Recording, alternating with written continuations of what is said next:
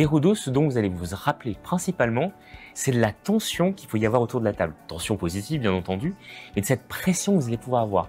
Vous allez rentrer dans le jeu et être passionné autour de ce jeu-là pour arriver jusqu'en finale et défier le dernier joueur autour de la table.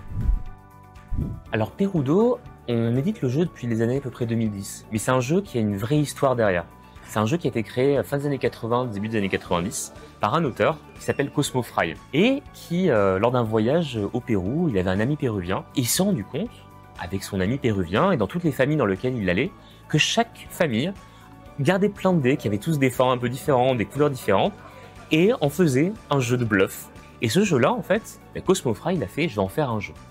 Donc au lieu de repartir en Angleterre, il est resté plusieurs mois au Pérou. Il a fait le tour de tous les villages au Pérou, de toutes les villes, et il a essayé de récupérer un peu les règles orales et essayer d'en faire un vrai jeu, un jeu avec des règles. Et il a développé tout ça. Et après, il a été voir un éditeur en Angleterre, il a réussi à l'éditer. Ça reste un jeu nomade et ça permet d'offrir une expérience de bluff, une expérience différente avec ce jeu de dés qu'on peut transporter partout. Et ça, c'est un jeu petit à petit, il continue à croître, il continue à se développer, en France, mais pas seulement en France, dans d'autres territoires.